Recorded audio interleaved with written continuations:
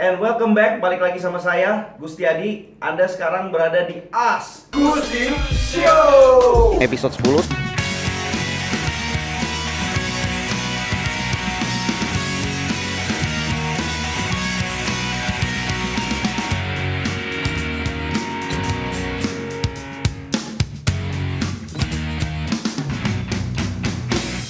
Oke, great guys. Gini aja, saya langsung cut to the short, cut to the point, karena ini bentar lagi saya akan briefing. Oke?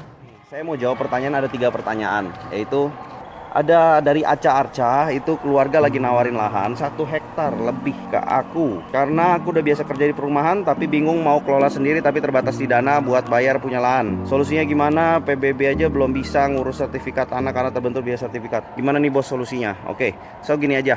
Ya, kalau buat saya pribadi ini sebenarnya just make it simple ya. Kalau misalkan itu memang bukan punya Anda, bukan punya keluarga, punya orang lain, ya, bikin deal yang untuk ngikat aja, ya. Bikin deal untuk ngikat dalam artian ya kunci resiko gitu loh. Kunci resiko itu ya itu ada beberapa orang pakai statement itu Anda bisa jadi dealnya Anda memang tahan, Anda nggak perlu kasih yang namanya modal, bahkan kalau perlu cuman hanya good gentleman agreement, tapi all bisa on the paper. Artinya memang Anda yang urus gitu loh. Anda yang urus dan seiring jalan Anda bisa yang namanya jualan duluan. Oke, Anda bisa jualan duluan di sana. Anda bisa konsepin dulu konsep marketingnya seperti apa. Anda nggak perlu harus kreatif banget, contek aja dari yang perumahan-perumahan yang sudah ada. Oke, kalau saya pasti kayak begitu. So, itu namanya dealnya kerjasama. Jadi dibayarnya itu kalau memang sudah, ya istilahnya sertifikat udah jadi dan perumahan udah kejual gitu loh, covering udah laku.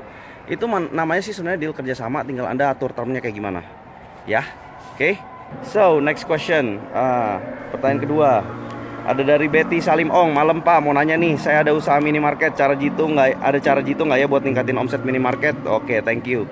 Oke, Bu Betty, saya juga punya minimarket kebetulan.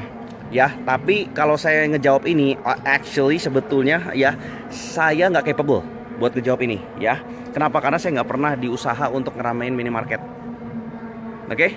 Ya, tapi kalau misalnya saya ngelihat dari pengalaman daripada ini, jadi kan saya outsource saja gitu kan, saya kerja sama ya kan sama perusahaan franchise yang memang udah punya banyak cabang gitu kan. So mereka yang memang do the operational, do the marketing, mereka punya marketing fee-nya udah ada fund-nya gitu kan. But honestly, kalau saya boleh bilang, saya kasih saran adalah bundelin paket gitu loh. Yang sebenarnya harga yang nggak bikin rugi ya, kayak harga modal, tapi itu menarik orang datang gitu dulu. Yang penting menarik orang datang. Tapi nggak harus semua barang, kan Anda punya ratusan barang gitu loh ya. Jadi kayak 3 barang untuk minggu ini gitu kan, terus 3 barang yang lain untuk minggu kedepannya ya, dijadwalin aja, nanti orang akan datang terus kok ke situ. Oke ya Bu Betty ya. And then ya paling kayak gitu sih yang dari saya nggak capable banget ngomongin soal detail soal masalah minimarket, but that's yang bisa saya ngomong ya soal masalah itu. Oke, nah ini ada pertanyaan terakhir nih gitu ya. Pertanyaan terakhir, dan ini pertanyaan terakhir adalah ada bisnis peternakan masih belum terlalu booming, bisa menjadi bisnis paten yang perlu ide kreatif. Contohnya dia lagi kembangin peternakan kelinci pedaging. Selama ini saya masih kesulitan mengkampanyekan konsumsi daging kelinci. Kira-kira media apa yang tepat untuk mengkampanyekan olahan daging ini? Nah, ini dari Islamiati. Oke, bisnis peternakan masih belum terlalu booming. Siapa bilang? Tergantung sih Anda bergaulnya sama siapa. ya saya nggak tahu ya Anda bergaul sama siapa. Siapa tahu Anda mau terjun ke bisnis peternakan, tapi Anda nggak bergaul sama orang-orang yang memang bisnisnya di peternakan gitu loh. Kalau saya sih bisa bilang begitu loh. Karena bisnis peternakan itu kayaknya udah lama ya. Udah lama banget, udah abadi banget. Cuman memang kalau yang namanya kelinci, mereka punya segmennya sendiri gitu loh. Nah, Anda perlu tahu ya segmen kelinci ini siapa. Jadi udah tentuin dulu belum customer persona Anda gitu loh. Kalau customer persona Anda belum tentuin, kayak misalkan siapa sih yang bakal konsumsi, maksudnya gini, Anda punya market itu siapa gitu loh. Apakah B2C, business to customer, atau bisnis ke bisnis gitu ya. Jangan sampai Anda campur adukin. Itu segmennya berbeda banget kalau misalkan Anda campurin kayak begitu. Dan Anda nggak akan fokus sama marketing sama ngejalanin operasionalnya. Itu dulu yang dipentingin. Yang beli bakal berapa, umurnya dari berapa, hobinya apa, lifestyle kayak gimana, ya apa yang mereka lakukan, aktivitasnya apa. Kalau bisnis to bisnis ya bisnisnya apa, aktivitasnya apa, ya oke. Nah itu sih kalau dari saya. So ini saya lagi di sini, lagi di Unleash Power Within. Jadi kru, it's the amazing event. I mean like gini, saya tuh belajar banyak banget di sini ya.